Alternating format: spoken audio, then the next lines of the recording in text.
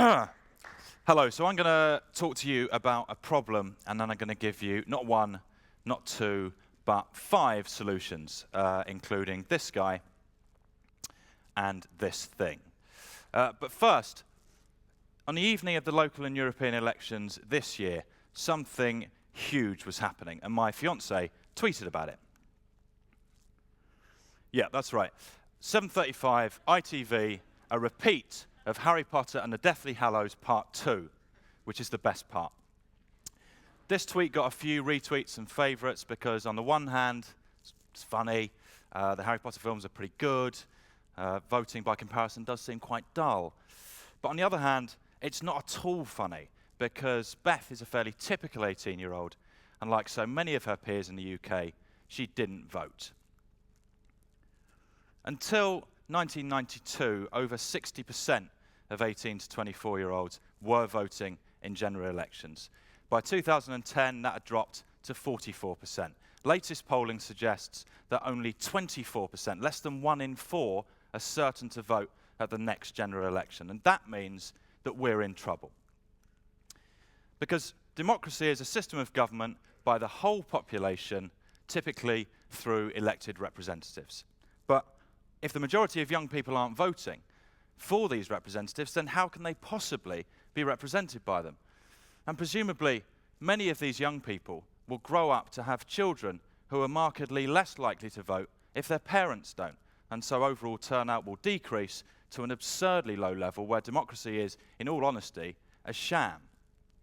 Worse still, politicians aren't going to do anything about it. Now, this is a bit more contentious. Am I really claiming that politicians don't want something that is essential to our democracy? Yes, I am. I think they're happy with things as they are. Why? Because politicians fundamentally chase votes, and the young are expected not to vote, so no one's chasing them. The government looks after the people that have elected it, old people. So we're kind of living, you could argue, in a sort of gerontocracy where the youngest get hit the hardest.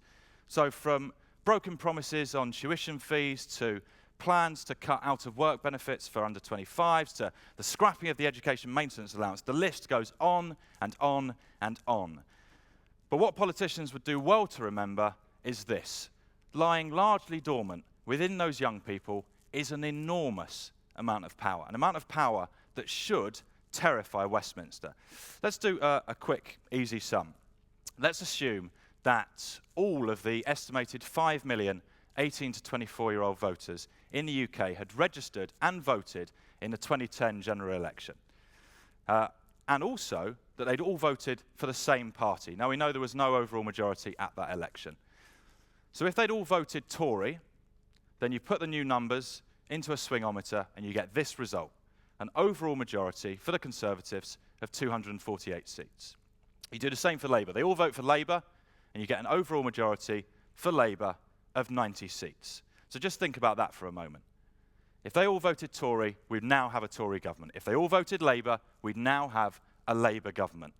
That is the latent power right there. Now, I find myself in quite an interesting position because I have no background in politics. I've never been a member of a political party. But what I have done is spent the best part of 10 years presenting TV shows for young people. So I get stopped on the street by kids who want to chat or whatever. 65% of my Twitter following is under 25s, and I go as far as to say I have quite a good relationship with young people. And as such, I'd like to quickly dispel a myth about them.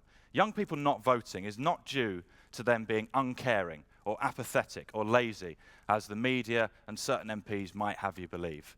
On the contrary, in my experience, they do care. They're passionate about social action. They're volunteering in greater numbers than ever before. They campaign online. They've just lost faith or never had faith in the top-down political process. They don't believe that the main political leaders understand the issues that affect them most. They feel like they're the last group that politicians want to talk to, and they're probably right.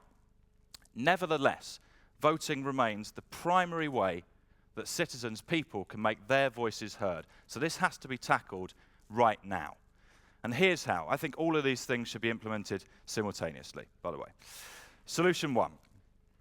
voting should be online. It's no question, okay? It's crazy that in 2015 we're expecting young people to go and queue up to tick a box on a bit of paper behind a curtain in a village hall. They're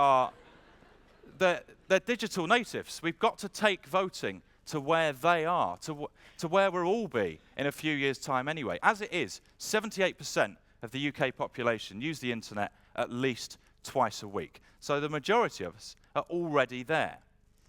I commissioned a survey of 18 to 35-year-old Twitter users, and of those that said they are currently unlikely to vote, 75% said they would vote if voting was online. 75%. Now, one of the worries that's often raised about online voting is that it's susceptible to fraud. Really? You're happy to bank online, but you don't want to vote online? Come on. It's going to be easy to make online voting secure, certainly more secure than postal voting currently is. Now, my next solution is quite strong, but then it's sort of desperate times, isn't it?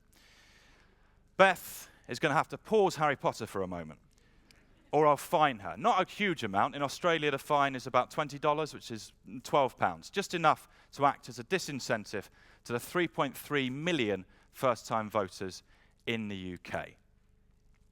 Now, this is about forming the voting habit early, making it a part of people's lives that they just don't question. I hear a lot of cries in discussions about this of, that's undemocratic. No, it isn't. Undemocratic is people not voting.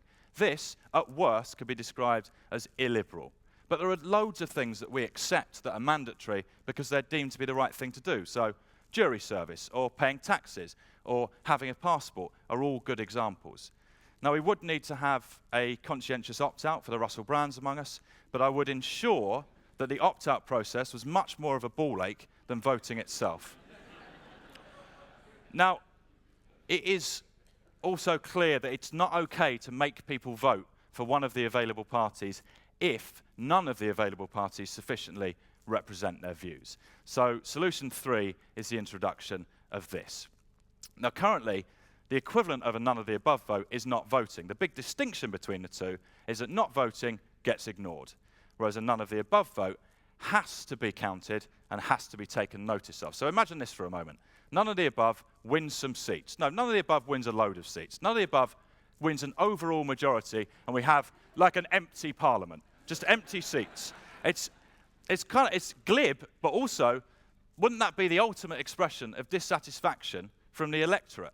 And also, as Richard Pryor, also, it would have to be heeded. It would have to be heeded. So I would call a second election, and then in the 6 months, say, of treading water, the parties would be scrambling for your votes. They would be desperate, falling over themselves to try and win back your support. And surely that is no bad thing.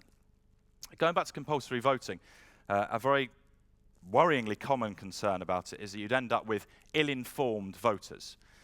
Voters who are voting, but they don't really know what they're voting for or who they're voting for, but are voting because they don't want to have to pay a fine. That's quite poisonous thinking, because who's to say when someone is well-informed enough? Is it you? Is it me? And who would we end up excluding? For comparison's sake, in Louisiana in the early 60s, many would-be voters were forced to take a kind of tricksy pseudo-intelligence test that was dressed up as a literacy test.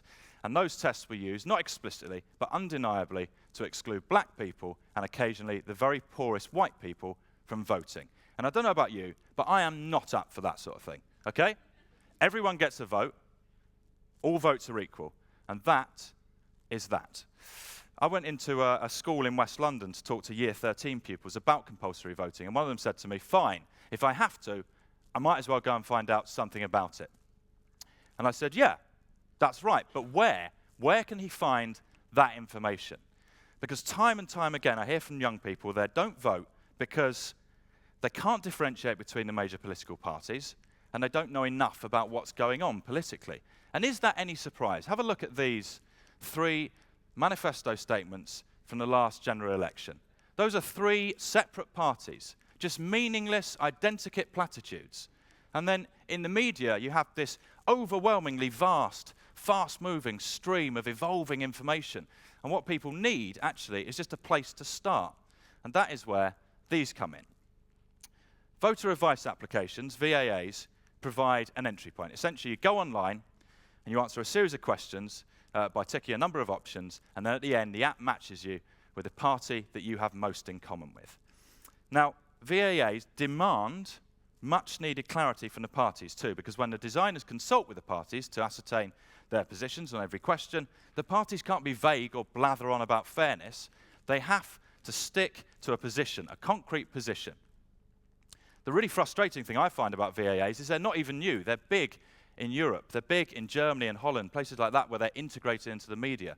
40% of the Dutch electorate used the STEM visor before the 2012 national election. 40% of them.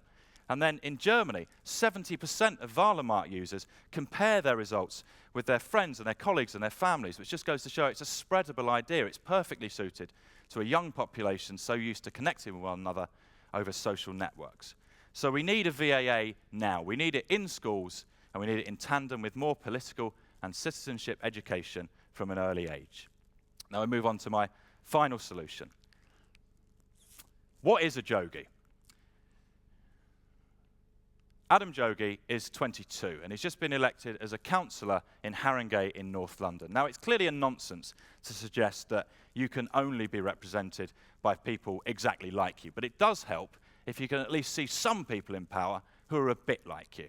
So I went to meet Adam and asked him if he thought that he gained votes from young people because of his age, and he said categorically yes. He knew of many young voters who'd voted for him because they knew him, or they knew of him, or they recognized him. Not recognized him in the sense that they knew him personally, but they recognized him as one of them, someone they could talk to, someone they could relate to. In other words, a real rarity. The pupils in the school that I went to said this about politicians. They're old guys. It would help if they were a bit closer to our age. They don't speak my language. Jermaine Jackman, the 18-year-old winner of The Voice this year and former Hackney Youth Parliament representative, agreed, saying, all this gobbledygook, what's going on? And he also totally understood how vital a role someone like him can play in bridging that gap between young people and Westminster. And it's not just 17 and 18-year-olds who feel that distance. Half of the 18 to 35-year-old Twitter users said they'd be more likely to vote for someone closer to their own age. So we need more Adam Jogis, and if more young people vote, inevitably, I think more Adam Jogis will emerge. So those are my 5 solutions. One last thing. If any politicians have watched this and thought, that's really unfair, I really care about young people, I really want them to vote, that's great. So prove me wrong, make these things happen. Because next May, when I look at my fiancé's sister's timeline, these are the kind of tweets that I want to read.